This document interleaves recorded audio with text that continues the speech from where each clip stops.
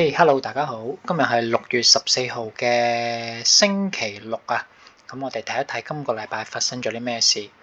好，咁今個禮拜咧，全部指數去到高位咧就有回吐嘅。咁全部指數周線圖咧都做咗支小陰燭嘅。咁納指今個禮拜跌咗130點 ，S&P 500今個禮拜跌咗23點。道指今個禮拜跌得多啊，跌咗565點。Russell 跌咗31點，1.49%，係多嘅。好啦，咁我哋講一講個市發生咗啲咩事。咁今個禮拜咧就有個壞消息就打仗啦。咁所以我哋星期五咧就 gap down 向下行嘅。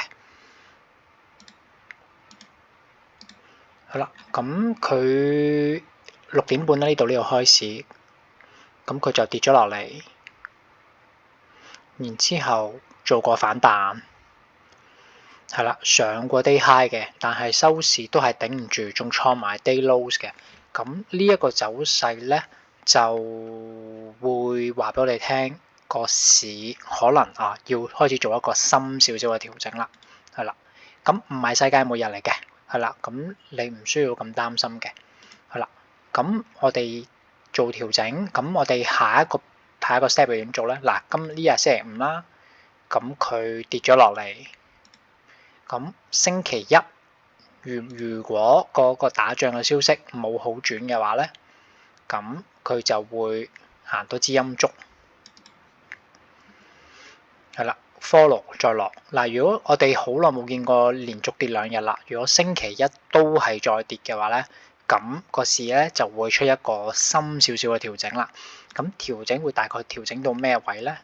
調整應該就唔會話深到黐晒線嘅，就大概去到30天線度。如果用 NQ 嚟計就21182，係啦，呢個就應該我哋初步調整嘅目標嚟嘅，係啦。咁由高位計就啱啱好跌咗差唔多1000點啦，咁亦都符合強勢市場嘅一個調整，係啦。呢個大概就係我哋如果有調整就睇呢一個目標啦。好啦，咁如果直線 follow 跌咧，如果星期一再 follow 跌，反而我覺得係好事嚟嘅。點解咧？你唔需要拗啦，你落到呢個位，係佢星期一再跌，你已經可以開始買嘢啦。特別係如果佢星期一開波就跌啦，跌話一開波已經係低開夾單跌500點，你已經可以或者考慮喺呢啲水平考慮買嘢啦，係啦。咁如果我反而係唔中意或者我擔心啲咩咧？佢星期一唔跌，佢行翻上去，係啦，佢行翻上去，然之後頂住喺呢啲位218、219，然之後喺度挫你幾日，上落，上落，然之後先跌。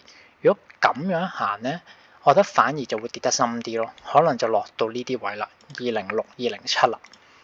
係啦，如果佢咁樣行就落到206、207就會跌深啲噶啦。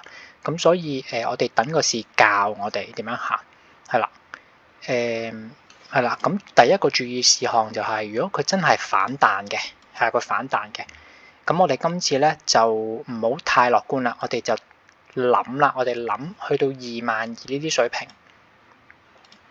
係啦，我哋就諗啦，我哋應該要可能要獲利，我哋可能要減持股票。點解咧？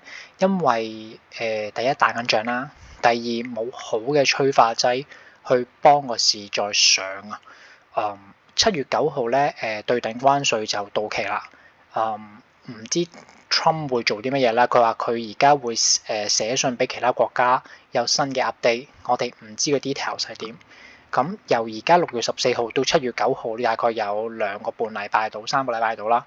市場係應該正常係唔會喺呢啲位突然間發力推個市上去嘅，唔好 rarely。就算係你見到佢好啱啱升穿少少，好似平時咁樣升穿少少高位，佢應該好快都會有咁樣突翻落嚟嘅，係啦。咁所以你如果想做淡，你如果想做淡，你星期一如果已經係 gap down 行落嚟咧，呢啲位你就唔好做啦，係啦，你就反而平你嘅淡倉，係啦，觀望下啦。你要個市跌得好深，直接咁樣插落嚟，即係你直接睇呢啲位，你要睇個市跌落去呢啲位，一口氣跌落嚟，難度有啲高，因為強市底係啦，難度有啲高係啦，係啦。咁你如果想做淡，你又想賺得多咧，你要點做咧？你要等個市摁上去係啦，呢啲位特別就係摁高少少啦，22,000呢啲位係啦，剁咗啲淡倉，佢通常都係用 intraday 嘅方法行上去 trigger 啲止蝕盤，然之後先至好快咁揼翻落嚟係啦。咁如果你有料到嘅，你係呢啲位沽係啦，係啦，你有料之人，你應該喺呢啲位捉呢一個 intraday reversal 喺呢個位沽落去，咁你就賺到大錢啦。又唔係賺到大錢啦，1000點度啦，係啦。好，咁指數咧就偏淡少少啦，係啦，個中期或者成個反彈未完嘅，係啦，但我哋應該會遇到第一個調整啦，係啦。咁我哋睇一睇星期一點行啦。如果再跌多一棍，我反而喺30天線21,200呢啲嘅位，我就會留意下啦。好，咁我哋去講一講我哋手頭上有或者已經走咗嘅股票先啦。好啦，今個禮拜星期五炒打仗啦。咁首先 KTOS 咧，我就全數沽出嘅，我應該大概喺42蚊度啦，呢啲水平我就賣晒㗎啦。我而家係手上冇 KTOS 嘅，咁 KTOS 就由36個幾坐到上42個幾，咁個回報都 OK 嘅，合理嘅。咁我都有提大家，我就早一日就已經發文同大家講，我哋準備第二日高開就走㗎啦。好啦，咁呢一隻我會再等佢遲啲有 pullback 再買翻啦。我到時又會再 update 大家㗎啦。我估啊，應該都係10天線或者呢條紫色線附近咯。我哋又會買翻嘅，係啦。好，然之後另外一隻我又係啲 option 獲咗嚟嘅，就係 Palantir， 係佢都係一樣星期五高開嘅，係啦，佢就唔算話好強啦，佢去到呢一個水平，係啦，去到呢個水平，第一大股東咧，佢個 CEO 不斷咁喺度減持股票啊，咁所以就影響佢嘅升勢啦。然之後又有啲壞消息啦，不過佢最後都突破到創到歷史新高嘅。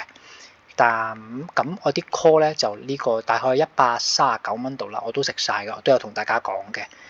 咁股票咧我就食咗少少，咁股票我暫時都會持有嘅。咁就睇下佢之後嘅 price action 點做啦。而家唔會高追㗎啦，都係等咯，睇有冇啲靚啲嘅 pullback，然之後我哋再買翻，係啦，等買，係啦，等買我哋都係。好 Red Cat 星期五又係打仗，係啦，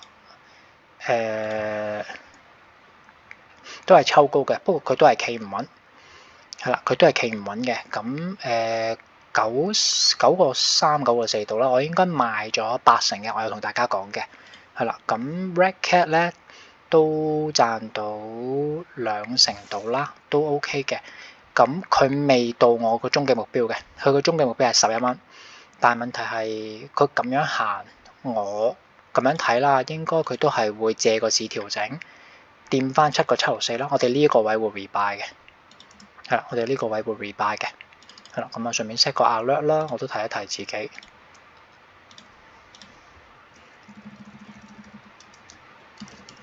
係啦，我到時會提大家嘅 rebuy 嘅。好，好，咁今個禮拜仲有走咗嘅係 Google。好 ，Google 星期幾嚟嘅咧？星期三係，星期二、星期三佢高開到182蚊，咁啲 call 都升到3、4倍嘅，咁我就走咗大概，好似係走咗1/3度啦，就攞翻個成本，係啦，即係 free 貨繼續坐大，好遺憾佢上唔到去，咁就完咗啦呢個 deal，係啦，咁我呢個 deal 係 flat out 嘅，咁佢而家點行啊？佢就行高咗一級。嗱，之前佢之前喺呢一級度行嘅。佢之前喺呢一級度行嘅。佢之前喺177、164呢級行嘅。佢而家突破咗啦，行高咗一級。係啦，佢而家喺呢一級度行。而家172，係啦，130呢一級度行嘅，係啦。咁我覺得佢都值得買嘅，係啦。但係我只值得買係 option 啦，唔係股票，因為升太慢，升太少啦。咁如果下個禮拜，因為佢星期五打仗，佢都係升啊，佢一低開就行上嚟啦。咁如果我有機會見到172呢啲水平或者173呢啲水平，我見到嘅，我會提大家，我哋可能再做多一次，係啦，呢啲位我哋再做多一次。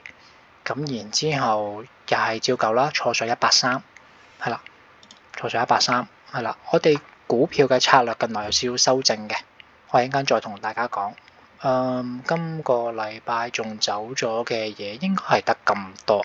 好啦，手上有嘅嘢，好，手上有嘅嘢係 root，我係喺呢一支陰燭，呢一支陽燭嘅，佢嗰張係做緊 retest 嘅，大概146、147啊，唔係啊，呢一支唔好意思，呢一支係啦，我記得我146左右買嘅呢一支，佢 pull back 嘅時候買嘅，咁即係已經上翻去㗎啦，我係做6月20號105蚊 call 㗎，係啦，咁之後佢上到162蚊，係啦，呢一日我有 send message 俾大家，佢可能突破喎，可惜佢突破失敗啦。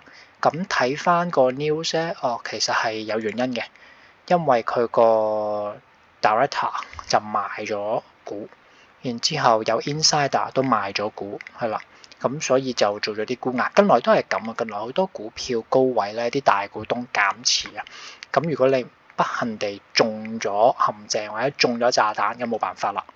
好啦，咁星期五就打仗啦，跌咗落嚟啦，咁就企咗喺中間啦，冇穿10天線，上翻去亦都突翻落嚟。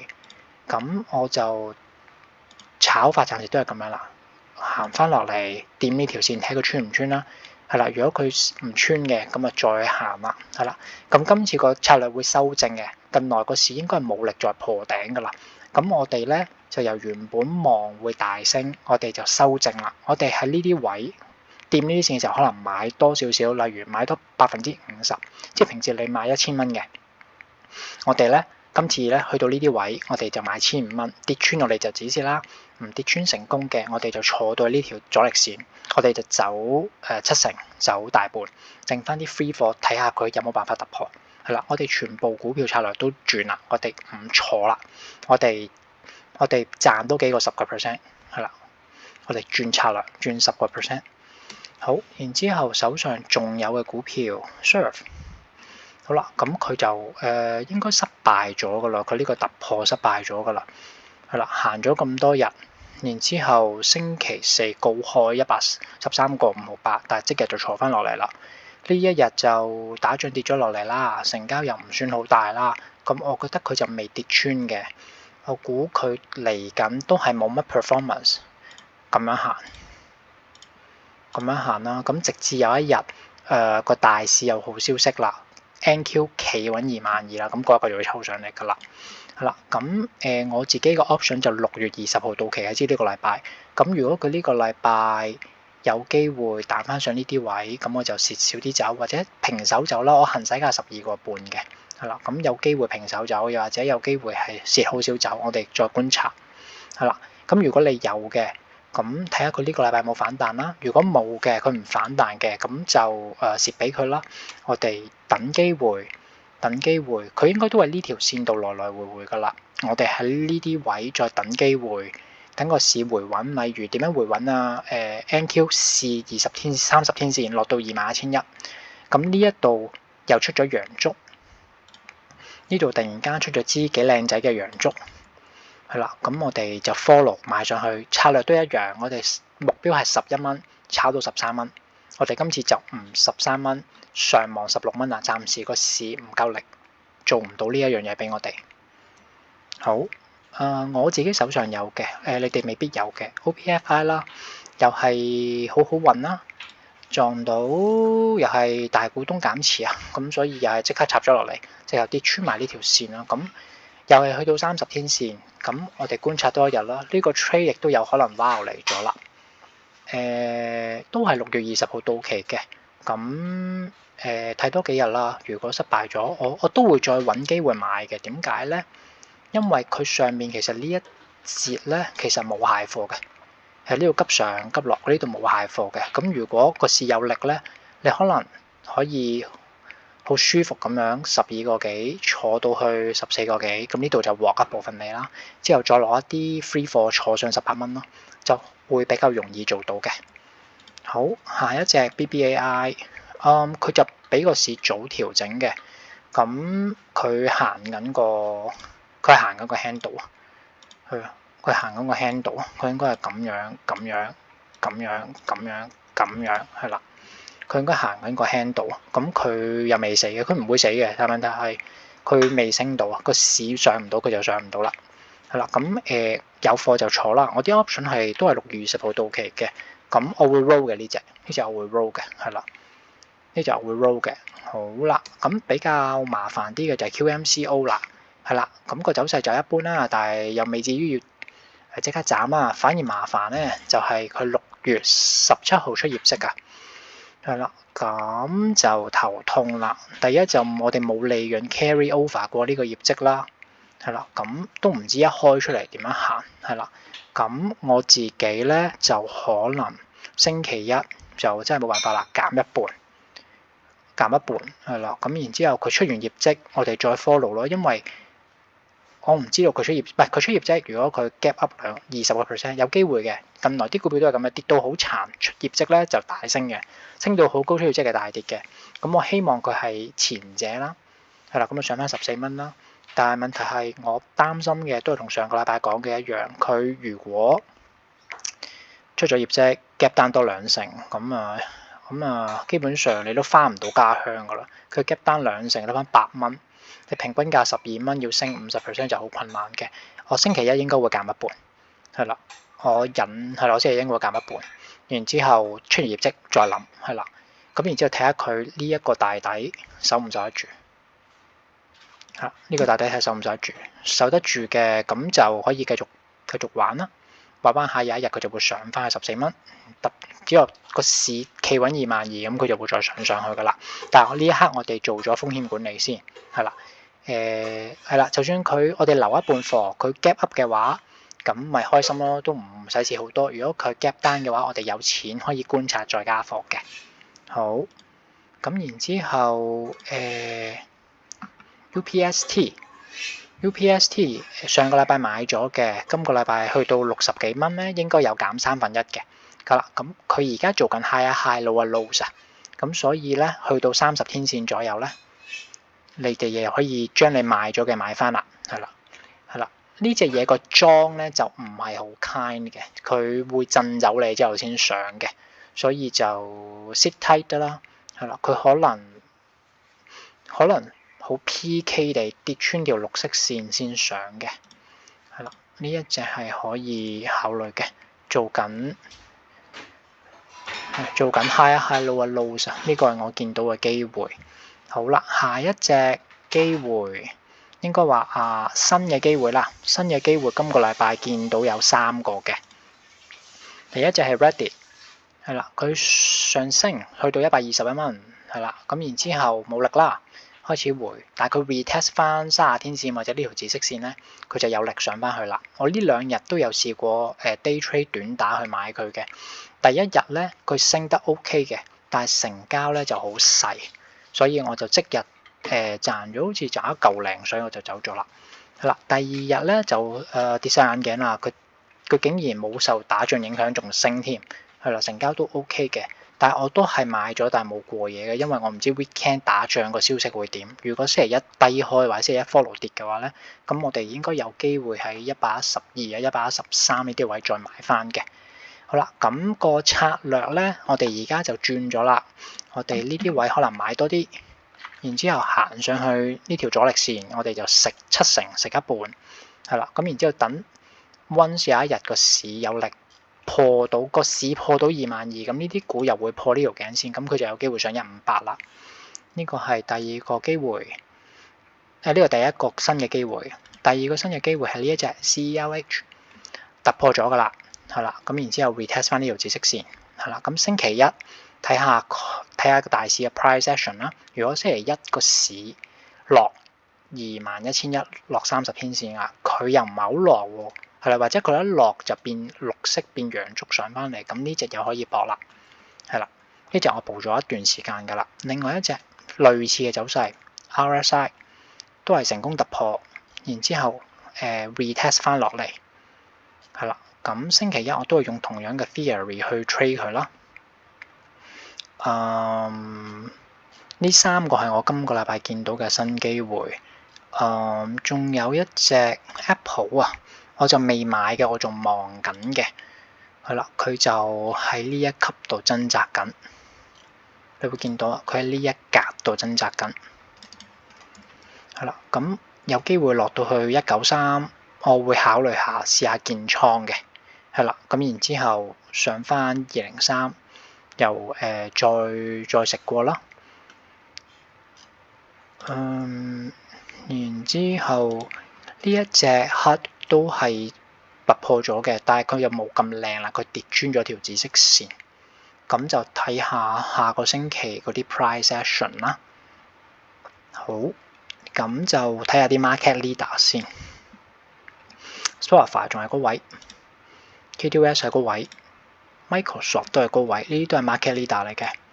CrowdStrike 係高位 ，Nvidia 係高位 ，Netflix 都係喺高位 ，Dash 都係喺高位 ，MU 都係喺高位，即係個市有一啲股票係好強好 strong 嘅，係啦。咁我哋要揾一啲 pullback 去買咯。咁然之後有一啲股票就升到爆彩，我想買翻嘅 Hood 啦，係啦，佢已經升到歷史新高啦。咁如果有一日佢 retest 翻呢條線咧，我哋可以買。咁佢 retest 嗰條線嗰日咧，條30天線應該都上到嚟㗎啦。咁佢應該係掂一掂30天線又再上嘅，係啦。咁有一啲 retest 緊未到位嘅 AMD 翻到去㗎啦，係啦，你有興趣可以配合 price action 自己買，係啦，係行咗 high high low low 就 OK 嘅。Duolingo 就出完業績下爆咗上去，落翻嚟，係啦，咁應該喺呢啲紫色線呢啲位可以考慮。呢兩隻就冷門嘢，唔講啦。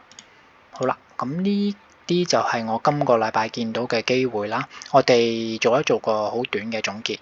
好啦，總結就係今個禮拜我哋升咗大概連續升咗2個禮拜，去到第3個禮拜，我哋出咗支陰燭，係啦，個市唔夠力啦，22,000有阻力，係啦，佢開始回，但我哋唔知道佢係大回啊、小回啊，定係佢有好似之前咁樣回2日又再升，未知，因為有打仗嘅消息。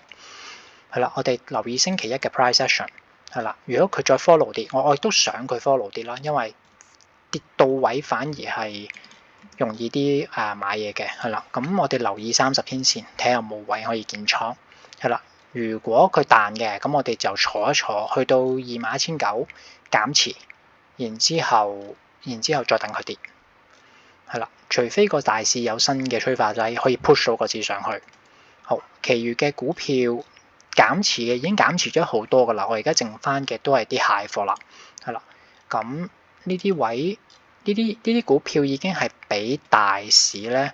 好早行咗落嚟㗎啦，所以你去到呢個位，你又唔好睇到太淡啊！我要死啊！我要斬晒佢，唔係嘅，佢行得快過個市，係啦。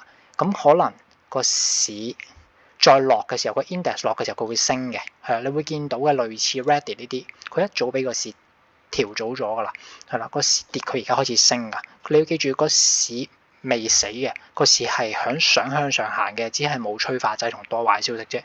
啲錢係走嚟走去嘅，佢有啲升得急嘅搬翻落去啲跌得殘嘅股票走嚟走去嘅啫。咁今個禮拜咁多，有啲咩下個禮拜再同你哋講。希望呢條片幫到大家，拜拜。